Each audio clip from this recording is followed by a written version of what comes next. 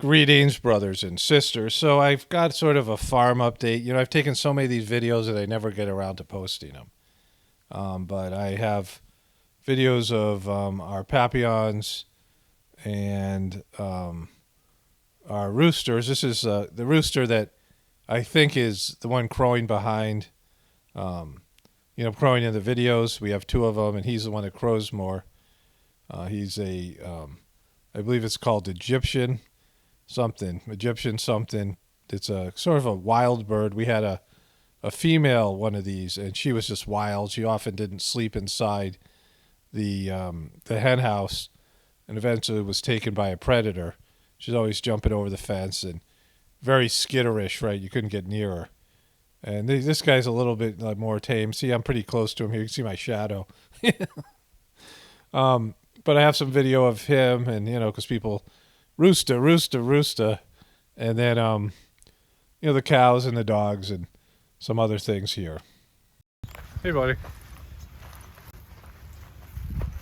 Here's Tulsi on the way. She's got a dead mouse. She's got a mouseicle. She's good at catching mouse. She's got a bone. She's got a bone there. She's great at catching mice and finding dead mice and then eating them. So these are our chickens, and this is one of our roosters. He's not the rooster that crows. He's an astrolorp, which is one of my favorite chickens. Original chickens that we had years and years ago at our first homestead. We had a female astrolorp. That's a female astrolorp there. This guy's cool looking. It's got this great iridescent coloring. See that there? And he's a very passive rooster. We had one rooster that used to chase Farley and terrorize Farley. He was a complete bummer. We didn't plan on getting a rooster. This guy's a giant. So we came out one day, and we had a bunch of chicks, and this guy was like twice the size of all the other chicks, including that one, which is a female version of him. But he's the biggest rooster I've ever seen.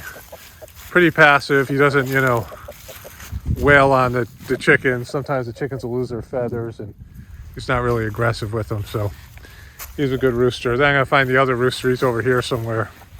So we got a lot of these red chickens. Some of them are Buckeyes. Some of them are other chickens. But so that's the big one crowing. He doesn't crow that much. This is a different type of a Wyandotte. We've had a golden Wyandotte before here, and I had one before. The other rooster there. He's an Egyptian. He's the one you guys hear all the time. He's the one who crows the most. He's not the dominant one.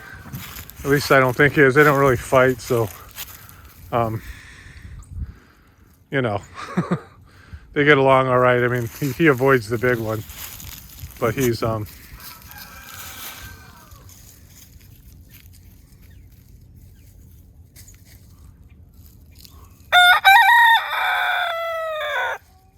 we got him there. He's answering the other guy. They don't seem to fight, because there's enough chickens to go around. There's a really cool chicken. I forget the name of it. It's this copper looking one, something like white speckled, my wife told me before. The big rooster is named Dandy Chickens from a sketch on Impractical Jokers, which is a good name. And this guy is, I don't know, my wife told me she's got names for him, but I can't remember them all. I asked her last night, and I'm editing in this thing, and she calls it Brewster. So, we got, I don't know, 30 some odd chickens. So some of them have names, some of them don't, right? And some of them, if they're the same breed as another one that my wife has lost, they are like Salt 2, like there'll be a Brewster 2 or a Brewster 3 or something like that, right? But they're pretty good roosters. Here's the guy who's constantly behind my window when I make the videos. And that's a like maybe he sees a hawk or something around here. There's a squirrel making a noise. I don't know if you heard that. Oh, that's a woodpecker up there. There's a woodpecker that fly away. I know it's up there in that branch. It just flew away there. There's a woodpecker there. Dog's over here. Tulsi's got a bone, and Buddy. But it's good. My wife picked out a great assortment of different chickens. They're all scratching. They scratch the cow dung when it's not frozen. And just an interesting group of chickens here, which, you know, I mean, there's just so many cool colors and interesting patterns. So there's Dandy Chickens by himself here. His comb got a little white from the cold. Buddy's chase the chickens a little bit. Tulsi really chases them. And so those are our chickens and our roosters. Cows, Coco's full grown now. It's good, all chilling out, chewing her cud under the tree. And May's over here. Coco's a lot more friendly than May. May's kind of a grumpus. She's the least people-friendly cow. Kind of scared. She was kind of traumatized the night she came in. Never really recovered from it. But they got a good life here. They get a lot of grass, and we'll open up the pasture next year, so they'll even get more grass. And you know, they're in good shape. We don't milk them or anything, but you know, we have to make a decision. It's nice having them around, but we're not really using them for the purpose that they're there for. And I don't think we could milk May. She's too skitterish. She tolerates the dogs all right, but what do you think, buddy? I just got tailed by her. Pretty grumpy May. Like, she can pet her sometimes, but mostly not. So this is our old barn. It's made up of some cement blocks and some metal paneling. You know, there's a little bit of a loft. This is where we store our hay that we feed the cows. And then we come in here, and this is an open area. There's a window we opened up there, and I'll give them hay in a little bit. This is where we feed them the grain. There's a couple of buckets to feed them grain. I don't want them to hear me because it's not really time for them to get it. This is where they eat their hay. See, there's a little nest right there. Sometimes the chickens will lay eggs down here below it. But it's a nice little outbuilding here. I like it in here. See all the mixture of hay and cow dung. That's all great fertilizer we have to get out of here. And, you know, the cow urine's full of nitrogen, so they're just this is all great, you know, compost and things. But yeah, you know, it's a good setup in here. This was already here. We got here, real old building, some corrugated, you know, metal here, and this old rough cut lumber, which I really like. You know, maybe there's a little termite damage, but it's still in good shape. Some hooks up here, some nails to hang things, and you know, this was an old time farm. That's where I keep the scissors and stuff. There's Tulsi. She finds mice in here, so she's doing some digging in here. There's lots of mice around the grain. Some of the grain spills, so we get a lot of mice in here. Tulsi catches them and eats them. He's really great at it. Where we collect the eggs, there's a hen in there. It's laying. She's a lavender Orpington. She's probably the most friendly. There's a bunch of nest box over here. There's dual nest box, cool colors in the eggs. Some pink ones. There's a neat green one. Probably can't see it as well. It's not enough light here, but there's a cool brown one with some spots. It's probably about 2 or 3 under her. And we're getting about 12 eggs. We put these little latches on top of this is so that we can lift this up. 1 egg here. And so we have another coop where some of them lay.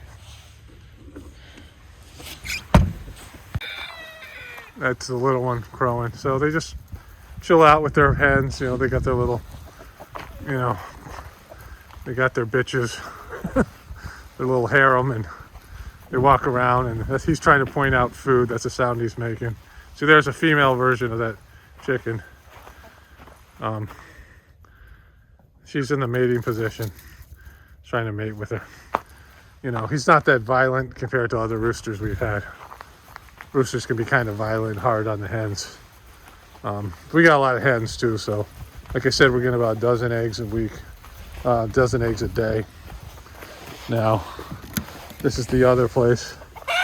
This is where our new hens lay. So this is a cool little egg, nice pink egg with you can't really see, it looks more brown here, brown spotted.